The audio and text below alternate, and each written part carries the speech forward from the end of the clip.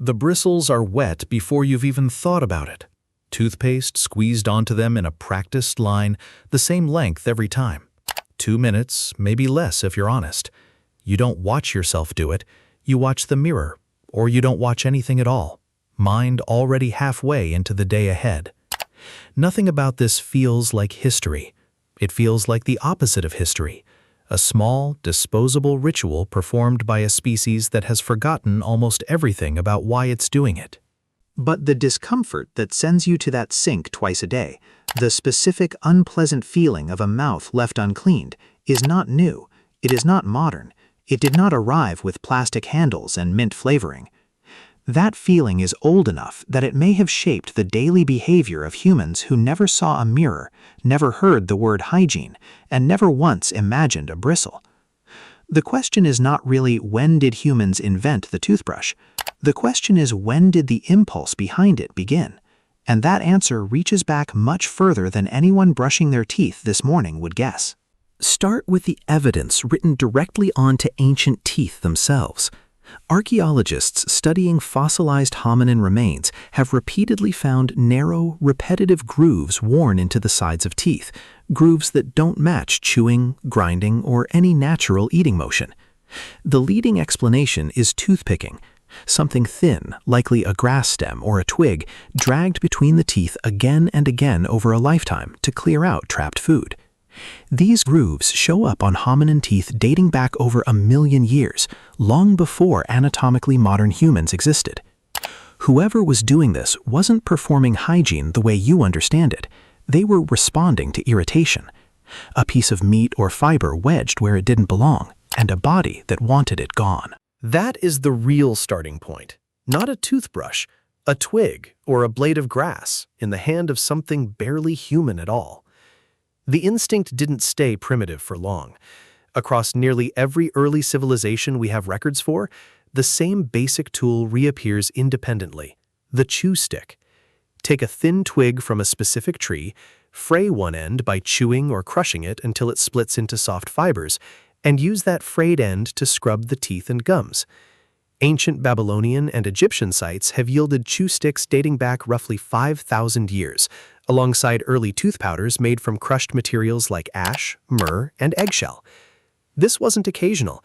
It was routine enough to leave physical tools behind in burial sites, which means it was routine enough to matter to the people using it. The same idea appears again, separately, in the Islamic world with the miswak, a chew stick cut from the Salvadora persica tree, still used today by millions of people. It appears again in ancient India, referenced in early medical texts describing tooth cleaning sticks as part of daily practice. It appears in parts of ancient Africa and the Americas in local variations, each culture reaching the same basic conclusion through completely different paths. Something soft, fibrous, and slightly abrasive, worked against the teeth, solves a problem that everyone apparently had. That's worth sitting with. No trade route connected all of these cultures at the moment this behavior emerged. No single origin point spread the idea outward.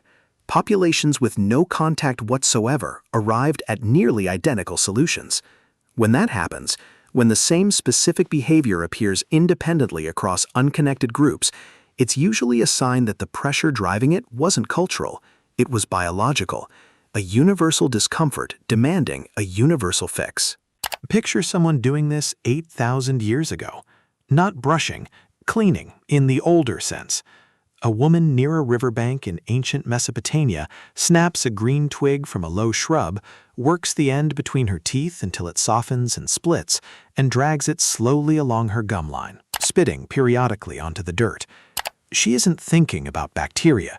She has no concept of plaque or decay at a cellular level.